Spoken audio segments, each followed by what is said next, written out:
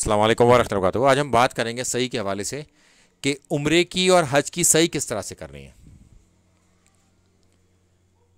इसमें चैप्टर 2 आयत नंबर 158 ये आयत है। इससे एक शख्स ने गलत इस्तेदलाल किया और अम्मा आयशा के पास वो गए कि आप बताइए इस हवाले से कि इस आयत से वो ये समझ रहे थे कि अगर सफ़ा मरवा की सही ना की जाए तो उसमें कोई हर्ज नहीं। तो अम्मा आयशा ने फरमाया कि तुमने बिल्कुल गलत इस्तेदलाल किया ऐसे, यानी कि बड़ी गलत बात की है तुमने इस हवाले से। अगर इसमें ये अल्फाज होते तो इसका मतलब ये होता। तो फिर उन्होंने वो अरबी के अल्फाज बताए, उसका तर्जुमा ये है कि इस पर इसमें कोई गुनाह नहीं कि वो इनका तवाफ़ ना करे। तो अल्फाज ये होने चाहिए थे, ना कि ये। फिर उन्होंने उसके पीछे की हिस्ट्री बताई कि एक्चुअल में ये है क्या, कि इस्लाम लाने से पहले अंसार के कबीले जो है वो मनात नाम का एक बुत था, उसके नाम के एहराम पहना करते थे। और जब वो उसके नाम का एहराम पहन लिया करते थे तो फिर वो इसकी सही नहीं किया करते थे, यानी कि सफ़ा मरवा की सही नहीं किया करते थे। और वो ये समझते थे कि अब ये उनके ऊपर लाजिम नहीं है क्योंकि उन्होंने मनात के नाम का एहराम पहना है। तो उनको एड्रेस करने के लिए ये आयत अल्लाह ताला ने कुरान में उतारी है कि जब उन लोगों ने इसके बारे में अल्लाह के रसूल सल्लल्लाहु अलैहि वसल्लम से पूछा तो अल्लाह के रसूल सल्लल्लाहु अलैहि वसल्लम ने फिर ये आयत उनको सुनाई कि बेशक सफ़ा और मरवा अल्लाह की निशानियों में से एक निशानी है। बस जो कोई बैतुल्लाह का हज या उम्रा करे वो इस पर इनका तवाफ़ करने में कोई गुनाह नहीं, यानी कि उस पर अब ये तवाफ़ करना है, उस पर तवाफ़ ना करना इसका मतलब नहीं। अम्मा ने ये बताया। तो लिहाजा अल्लाह के रसूल सल्लल्लाहु अलैहि वसल्लम ने इसके तवाफ़ को हम सब पर लाजिम किया। जो भी सफ़ा मरवा पर जाता है इसके 7 चक्कर लगाता है और हज उम्रे के लिए जाता है, वो सब पर ये इसका तवाफ़ करना लाजिम है। अब कोई इससे बच नहीं सकता। लिहाजा अब ये किसी के लिए जायज़ नहीं कि वो सफ़ा मरवा की सही ना करें, यानी कि ये हमें अब करनी है।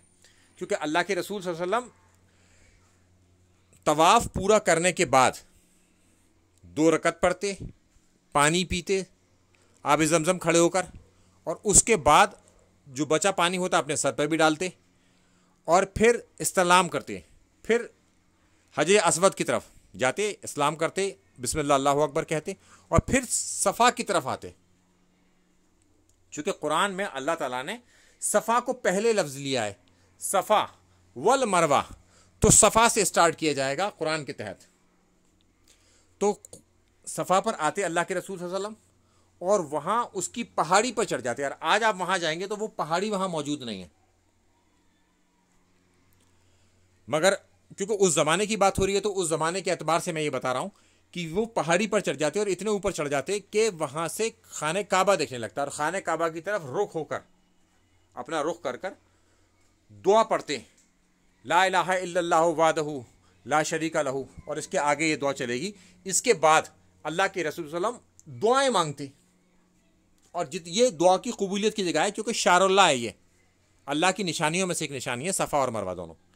तो लिहाजा यहाँ पर खड़े होकर वो दुआएं करते और फिर वो मरवा की तरफ चलते वहाँ से। और जो नशेब में एरिया होता, यानी कि जो गहराई का एरिया था, वहाँ पर वो दौड़ते, यानी कि जल्दी कवर करते उस जगह को। क्योंकि बीबी हाजरा ने, जो लफ्ज़ हाजिर है असल में, उन्होंने नशेब वाली जगह को दौड़ कर कवर किया। तो लिहाजा अल्लाह के रसूल सल्लल्लाहु अलैहि वसल्लम ने भी उसको दौड़ के किया। अब मगर ये मसला मौजूद है हज़रत अब्दुल्ला इब्ने उमर से कि औरतें ना तो तवाफ़ के दौरान ना सही के दौरान दौड़ेंगी। तवाफ़ के दौरान उसको रमल कहते हैं, ना औरतें रमल भी नहीं करेंगी और सही के दौरान दौड़ेंगी भी नहीं। मुस्नद इमाम शाफ़ई की हदीस नंबर 573 है, वो मैं डिस्क्रिप्शन बॉक्स में लगा दूंगा। तो फिर अल्लाह के रसूल सल्लल्लाहु अलैहि वसल्लम और जब ऊपर आ जाते ऊंची जगह पर जो गहराई से ऊपर होती, तो फिर वहाँ नॉर्मल चलते और फिर वो मरवा के ऊपर चढ़ जाते, मरवा की पहाड़ी के ऊपर, और इतने ऊपर चढ़ जाते कि खाने काबा दिखने लगता, और वहाँ भी वो यही दुआएं करते। इस तरह से अल्लाह के रसूल सल्लल्लाहु अलैहि वसल्लम 7 चक्कर लगाते। सफ़ा से मरवा के लिए 1 चक्कर हो गया, फिर मरवा से सफ़ा के लिए 2 चक्कर, फिर सफ़ा से मरवा के लिए 3 चक्कर, फिर मरवा से सफ़ा के लिए 4 चक्कर, फिर सफ़ा से मरवा के लिए 5 चक्कर, फिर मरवा से सफ़ा के लिए 6 चक्कर, फिर सफ़ा से मरवा के लिए 7 चक्कर। तो अब ये सही उनकी पूरी हो गई। इसके बाद आप खूब दुआएं करें वहाँ खड़े होके सफ़ा पर, मरवा पर, क्योंकि ख़त्म अब ये मरवा पर होगा, और अपना हलक कराएं। अब ये 2 तरीक़े हो सकते हैं इसमें। जिन लोगों ने शेव कराया तो उन लोगों के लिए अल्लाह के रसूल सल्लल्लाहु अलैहि वसल्लम ने 3 बार दुआएं करी, तो वो अफजल ज़्यादा है जो शेव कराएंगे, अपने सर को मुड़वाएंगे। अच्छा, एक बार उन्होंने उन मर्दों के लिए भी दुआ की जिन्होंने कसर करवाए, यानी कि बाल सारे छोटे छोटे करवाए, पूरे सर के एक जैसे छोटे छोटे। अच्छा, औरतें क्या करेंगी वहां पर? औरतें अपने उंगली के पोरे के ऊपर अपनी चुटिया के निचले वाले हिस्से के जो बाल हैं वो फोल्ड कर लें, मोड़ लें और कैंची से उसे काट दें 1 पोरे के बराबर। तो उसका नापने का तरीका वही है कि उसे रोल कर लें अपनी उंगली के ऊपर, वो हो जाएगा, और ऊपर से उसे काट दें। तो लिहाजा अब आपकी इसमें सही मुकम्मल हो गई, आपका हलक हो गया। अब आप एहराम की शर्तों से बाहर आ चुके।